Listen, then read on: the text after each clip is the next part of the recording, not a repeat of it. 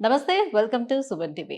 So, వాతావరణంలో మార్పులు like ఇప్పుడు వర్షాకాలం లేదంటే చలికాలం వచ్చేటప్పుడు ఎక్కువగా మోకాలు నొప్పులు మరింత బాధిస్తాయని అందరూ నమ్ముతూ ఉంటారు.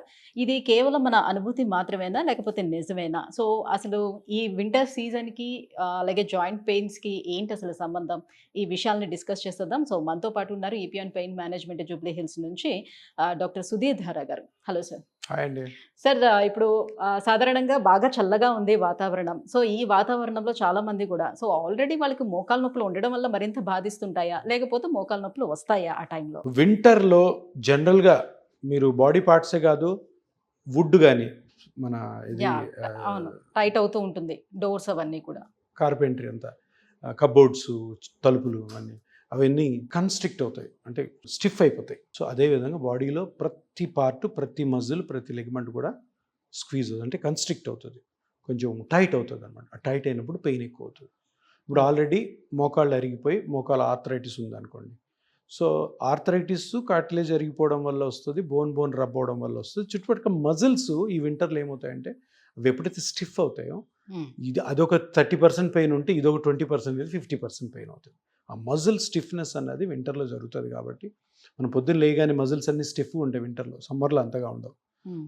వానాకాలంలో ప్లస్ వింటర్లో కూడా. So, muscle stiffness is the main reason for అంటే ఒక 30% పెయిన్ ఆల్రెడీ ఉంటే ఇంకొక 20-30% ఈ వింటర్ వల్ల మజిల్స్ స్టిఫ్ అవడం, మజిల్ కన్స్ట్రిక్షన్ వల్ల అవుతాయి. దాంతో ఏమవుతుందంటే బ్లడ్ సప్లై కూడా తగ్గిపోతుంది మజిల్ కన్స్ట్రిక్ట్ అవ్వడం. ఎప్పుడైతే బ్లడ్ ఫ్లో మంచిగా ఉంటుందో మజిల్స్లో, లిగమెంట్స్లో అవి రిలాక్స్డ్ ఉంటాయి. రిలాక్స్ అయిన మజిల్ సప్పుల్గా ఉంటుంది. సప్పుల్ అయిన మజిల్ పెయిన్ కాజ్ చేయదు. ఎప్పుడైతే మజిల్ స్టిఫ్ అవుతుందో స్టిఫ్ మజిల్స్ అన్నీ పెయిన్ కాజ్ చేస్తాయి. సో, బేసికలీ 20-30% వింటర్లో పెయిన్ ఎక్కువ అవ్వడానికి గల కారణం మజిల్ స్టిఫ్నెస్ అన్నమాట. అది నీ జాయింట్లో జరగచ్చు, యాంకిల్లో జరగచ్చు, బ్యాక్ పెయిన్లో ఎక్కువ జరుగుతుంది, షోల్డర్స్లో జరుగుతుంటాయి. అంటే ఈ చలికాలం వచ్చేటప్పుడే కామన్‌గా ఇది వస్తూ ఉంటుంటాయి, బాధ పెడుతూనే ఉంటాయి. సో, మళ్ళీ ఆటోమేటిక్‌గా ఎండాకాలం రాగానే కొంచెం రిలీఫ్ వచ్చేస్తూ ఉంటుంది. అందరూ నెగ్లెక్ట్ చేస్తూనే వెళ్ళిపోతారు అదే కదా! ఇప్పుడు 30% పెయిన్ ఉన్న వాళ్ళకి 60% అయిందనుకో, వాళ్ళు ఏమనుకుంటారు వింటర్ వల్ల అనుకున్నా లేకపోయినా కానీ ఆ పెయిన్ భరించలేక వెంటనే ట్రీట్మెంట్స్కి వెళ్ళిపోతారు. హ్మ్. అది ఏ ట్రీట్మెంట్ అయినా కానీ. సో, ఎందుకంటే ఇంకా ఈ 3 నెలలు వింటర్ భరించాలా, మళ్ళీ సమ్మర్ ఎప్పుడు వస్తుందో తెలీదు. హ్మ్. ఇప్పుడు నవంబర్లో స్టార్ట్ అయింది అనుకోండి వింటర్, మళ్ళీ మార్చి వరకు కూడా నీకు ఎండలు రావు. ఈ నొప్పి ఇంకొక 3-4 మంత్స్ ఎట్లా భరిస్తారు? సో, భరించేవాడికి తెలుస్తుంది. వెంటనే వాళ్ళు ట్రీట్మెంట్కి వెళ్తున్నారు. అందుకని వింటర్లో ఈ ట్రీట్మెంట్స్ ఏవైతే knee joint treatments, hip joint, shoulder joint ఎక్కువ అవుతాయి. ఓకే. సో, ఎందుకంటే పెయిన్ ఇంక్రీజ్ అయిపోతుంది, డబుల్ అయిపోతుంది పెయిన్. హ్మ్. సో, దాని అంతటి కారణము muscle stiffness because of winter. So, కొన్ని దేశాల్లోనే మనకి 6 మంత్స్ వాళ్ళు కంప్లీట్‌గా మంచుతో కప్పబడే ఉంటాయి. సో, ఇంకో 6 మంత్స్ వాళ్ళకి ఎండ ఉంటుంది. సో, అలాంటి కండిషన్స్‌లో ఉండే ఏరియాల్లో వాళ్ళకి చాలా తొందరగా ఈ జాయింట్‌కి సంబంధించినటువంటి ఇష్యూస్ వచ్చే అవకాశం ఉంటుంది. తప్పకుండా వస్తాయి. వాళ్ళు చీకట్లోనే ఉంటారు. హ్మ్. 6 మంత్స్ చీకటే ఉంటుంది. ఒక 4 అవర్స్ ఏదో వెలుతురు వస్తుంది, మిగతాది మళ్ళీ చీకటే. కొన్ని రివర్స్లో ఉన్నాయి. సో, వింటర్ ఎక్కువ ఉన్న కంట్రీస్లో తప్పకుండా జాయింట్ పెయిన్స్ ఎక్కువ ఉంటాయి. జాయింట్ పెయిన్స్ ఎక్కువ దానికి సంబంధించిన చేంజెస్ వాళ్ళు చేసుకుంటుంటారు లోపల. ఫైర్ పెట్టుకోవడం ఇది.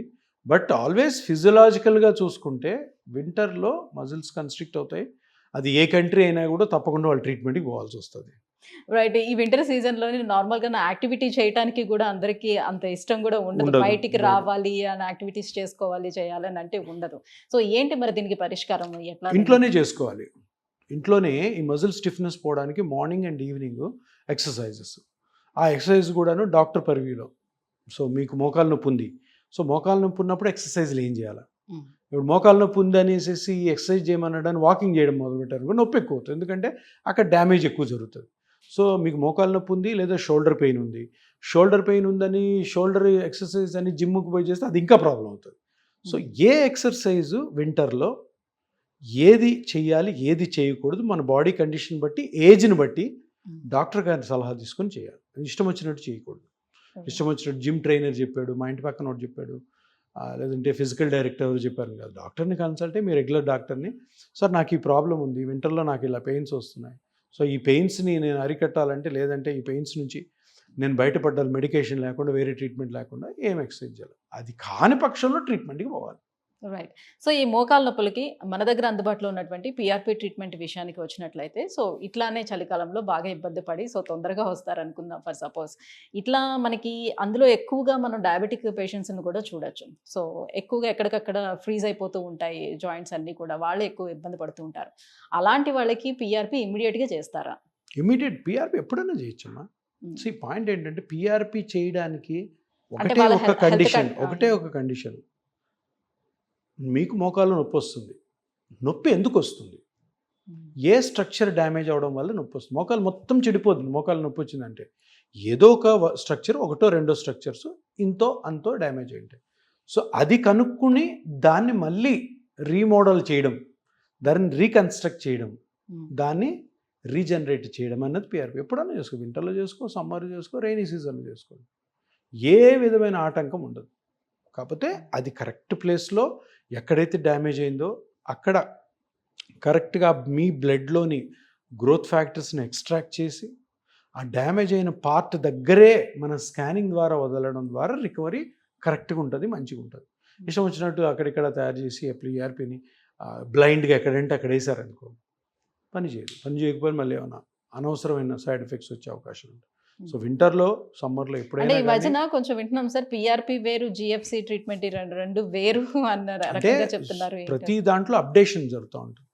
ఇంతకుముందు కాలంలో పీఆర్పీ క్రూడ్గా చేసేవాళ్ళు. దాని తర్వాత ఇప్పుడు గ్రోత్ ఫ్యాక్టర్ థెరపీ అనమాట జిఎఫ్సి అంటే.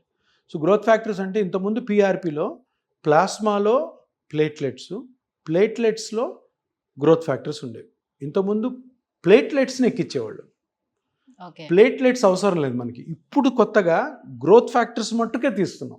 ప్లేట్లెట్స్ నుంచి గ్రోత్ ఫ్యాక్టర్స్. ఓకే. సో అప్పుడు ఆ ప్లేట్లెట్స్ అన్ని అవసరం లేదు, Advanced ప్లాస్మా అవసరం treatment లేదు, ఇది. అడ్వాన్స్డ్ కిట్స్ ఈ మ్యానుఫ్యాక్చరింగ్, కమర్షియల్ మ్యానుఫ్యాక్చరింగ్ కిట్స్ ఉంటాయి కదా, దాంట్లో సోఫిస్టికేషన్ అన్నమాట.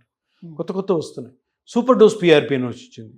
అంటే ఇప్పుడు ప్లేట్లెట్స్ ఒక 10 లక్షల ప్లేట్లెట్స్ ఎక్కించడం ద్వారా జరిగే బెనిఫిట్ 40 లక్షల ప్లేట్లెట్లు ఎక్కిస్తే ఏమవుతుంది? 4 ఇంతలు ఉంటుంది. That's called super dose PR. అది కూడా వచ్చింది.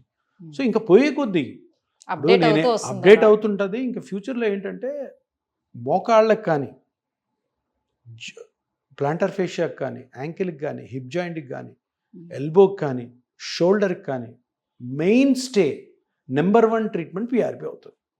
ఎందుకు? ఇది సింపుల్, ఇది చిన్న ఇంజెక్షన్ తోటి, ఇది సేఫ్, హాస్పిటలైజేషన్ అవసరం లేదు, ఖర్చు చాలా తక్కువ, హైలీ ఎఫెక్టివ్. సో అందరికీ అదే కావాలి. చిన్న ఇంజెక్షన్తోనే నేను సెటరేట్ అవుతాను, చిన్న ఇంజెక్షన్తోనే నా ప్రాబ్లం క్లియర్ అవుతుంది, ప్లస్ దీంట్లో సైడ్ ఎఫెక్ట్స్ లేవు, హాస్పిటలైజేషన్ అవసరం లేదు, డాక్టర్ గారు చెప్పిన జాగ్రత్తలన్నీ నేను పాటిస్తే నాకున్నది జబ్బు కాదు, నాకున్నది చిన్న ప్రాబ్లము, చిన్న ఏజ్ వైజ్ వచ్చిన ప్రాబ్లం, కాబట్టి నేను హ్యాపీగా దీని నుంచి రికవర్ అయ్యి బయటపడతాను అన్న నమ్మకం ఆల్రెడీ క్రియేట్ అయిపోయింది అందరిలో. సో నాన్ సర్జికల్ ట్రీట్మెంట్కి వెళ్ళాలని ప్రతి ఒక్కరికి ఆ కోరిక ఉంటుంది. బట్ ఏ స్టేజ్లో ఉండేవాళ్ళు వస్తే అది ఎఫెక్టివ్గా పనిచేస్తుంది? అన్ని స్టేజ్లో ఎఫెక్టివ్గానే ఉంటుంది. ఓకే. ఇక్కడ పాయింట్ ఏంటంటే మీరు అందరూ చాలామంది అడుగుతారు, ఈ స్టేజ్లో పనిచేస్తుంది, ఈ స్టేజ్లో పనిచేయదు. ఇవి మనం కాదు డిసైడ్ చేయాల్సింది. ఎవరు చేయాలా? పేషెంట్ డిసైడ్ చేస్తారు. ఇప్పుడు ఒక స్టేజ్ ఉంది, ఆ స్టేజ్లో ఆప్షన్స్ ఏమున్నాయి, ఈ ఆప్షన్ ఉంది, ఈ ఆప్షన్ ఉంది, పేషెంట్ ఇష్టం. నేను డిసైడ్ చేయడానికి లేదు. డాక్టర్గా నేనేం చేయగలను చెప్తాను. చూడండి, ఈ ప్రాబ్లం ఉంది మీకు, ఈ ప్రాబ్లంకి ఇది ట్రీట్మెంటు, ఇది ట్రీట్మెంటు, ఇది ట్రీట్మెంట్, 3 ట్రీట్మెంట్ ఉన్నాయి. పేషెంట్ డిసైడ్ చేసుకుంటాడు. ఇప్పుడు స్టేజ్ 4లో ఉన్న పేషెంట్ ఆపరేషన్ అని అన్నారు. పేషెంట్కి ఆపరేషన్ ఇష్టం లేదు, పేషెంట్కి నొప్పి ఉంది అంటే వదిలేస్తామా? డాక్టర్ కాదండి, మీ దగ్గరికి వచ్చారు, మేడం మీరు చాలా హెల్త్ ఇంటర్వ్యూస్ చేస్తారు కదా, ఏదైనా చెప్పండి, చెప్తారు కదా, అమ్మా చూడమ్మా ఇక అమృతాంజన్ రాసుకోజండి. సో పేషెంట్ ఎప్పుడైతే నాకు ఇది వద్దు, నాకు ఇది కావాలి అన్నప్పుడు తప్పకుండా డాక్టర్గా నీ పర్వ్యూలో, నీ స్కిల్లో, నీ నాలెడ్జ్లో నువ్వు చేసే ట్రీట్మెంట్లో పేషెంట్ తప్పకుండా ఉపశమనం కలిగించాలి. అంతే. ఇది చేయకూడదు ఈ స్టేజ్లో అన్నది లేదు, ఎక్కడా లేదు. ఈ స్టేజ్లో ఇది బాగా పనిచేస్తుంది, ఇది అంతగా పనిచేయదు అన్న ఏమన్నా స్టడీస్ ఉంటాయి కానీ రీసెర్చ్ స్టడీస్నే తప్పకుండా ఫాలో అవ్వాలని లేదు. ఇప్పుడు పేషెంట్ ఉన్నాడు, లేదు నాకు ఫలానా ట్రీట్మెంటే కావాలంటే అది ఇస్తారు. లేదా సార్ నాకు అది వద్దు, మరి ఇది కూడా ఉంది కదా, ఇది చేయొచ్చా? చేసుకోవచ్చు. నీకు అదొద్దంటే ఇది చేసుకో. అంటే ఇది మీరు చెప్తున్నారు ఏ స్టేజ్‌లో అయినా బాగా పనిచేస్తది. ఇది చాలా మంచి ట్రీట్మెంట్ అని చెప్తున్నారు. బయటన ఇంకా వేరే చోట్ల గూడా ఎవరైనా పీఆర్‌పీ చేయించుకునేవాళ్ళు. సో, వాళ్ళకి మాకు ఇది పెద్దగా పని చేయలేదు. 1, 2 ఇయర్స్ ఓకే రిలీఫ్ ఇచ్చింది. ఆఫ్టర్ దట్ నార్మల్ అయిపోయింది అని ఏ చెప్తారు. ఏం ట్రీట్మెంట్ రీజన్స్ ఏ ఉండొచ్చు ట్రీట్మెంట్ దానికని? అయినా అంతే కదా! ఏ ట్రీట్మెంట్‌లో 100% ఉండదు. హ్మ్. ఏ ట్రీట్మెంట్‌లో ఉండదు. మోకాళ్ళ నొప్పికి ఎన్ని ట్రీట్మెంట్‌లు ఉన్నాయో, ఎంతమంది ఎన్ని ట్రీట్మెంట్‌లు చేసుకున్నారో అంతమందిని ఇంటర్వ్యూ చేశారనుకో, మీకు ప్రతి దాంట్లో 20, 30% ఫెయిల్యూర్ ఉంటది. ఓకే. ఏది ఇది తప్పకుండా 100% నేను బీఆర్‌పీ చేస్తాను. నీకు జీవితంలో నీకు నొప్పి రాలేదు. నేను శుద్ధ అబద్ధం, పచ్చి అబద్ధం ఆడుతున్నట్టే. హ్మ్. సో, అంటే ఈ పీఆర్‌పీ అన్నది వేరే ట్రీట్మెంట్స్ లాగా దీనికి ఇంకా ఈ ఫేమస్ అవ్వలేదు. అవుతూ ఉంది. హ్మ్. అది అయిన రోజు అందరికి బిలీఫ్ వస్తదనమాట. యెస్! ఇది నిజం పీఆర్‌పీ గురించి. ఈ పీఆర్‌పీ చేసుకున్న తర్వాత మనకి ఎటువంటి సైడ్ ఎఫెక్ట్ రావు. కొన్ని జాగ్రత్తలు తీసుకోవడం ద్వారా మనం హ్యాపీగా లాంగ్ టర్మ్ బేసిస్‌లో పెయిన్ రిలీఫ్‌తో ఉండొచ్చు. సో, ఎప్పుడైతే పీఆర్‌పీ గురించి డాక్టర్‌గా నేను పూర్తి అవగాహన ఇస్తానో, పేషెంట్ ఆ ట్రీట్మెంట్ తీసుకుంటే పేషెంటే డాక్టర్ అయిపోతాడు. అంతే కదా! ఏం జరుగుతుంది నాకు? ఈ డాక్టర్ గారు ఏం చేశారు? నేనేం చేయాలి? అన్నది తెలిసిందనుకో, వాళ్ళకి నొప్పి మళ్ళీ వచ్చే అవకాశం కూడా చాలా తక్కువ ఉంటది.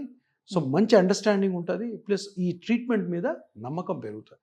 But thank you sir. Thank you so much. So, చలికాలంలోకి అలాగే మోకాళ్ళ నొప్పికి అసలు సంబంధం ఏంటి? మన దగ్గర అందుబాటులో ఉన్నటువంటి పీఆర్‌పీ ట్రీట్మెంట్ గురించి కూడా తెలియజేసినందుకు థ్యాంక్ యూ సో మచ్. నమస్తే. సో, వ్యూవర్స్ చూస్తున్నారు కదా! రానున్నది చలికాలం. సో, ఆల్రెడీ ఎవరైనా మోకాళ్ళ నొప్పులతోటి సఫర్ అవుతున్నట్లయితే సో, ఇమ్మీడియేట్‌గా అసలు మీరు లేట్ చేయకుండా బిఫోరే గనక స్టార్టింగ్ స్టేజ్‌లోనే గనక మీరు పీఆర్‌పీ ట్రీట్మెంట్ తీసుకున్నట్లయితే సో, దాని నుంచి ఉపశమనం పొందే అవకాశం ఉంటుంది. సో, మీలో ఎవరైనా సరే మోకాళ్ళ నొప్పులతో సఫర్ అవుతున్నట్లయితే కింద స్క్రోల్ అవుతున్నటువంటి నెంబర్‌కి కాల్ చేయండి. ఈపీఎన్ పెయిన్ మేనేజ్మెంట్‌ని అప్రోచ్ అవ్వండి. Thank you.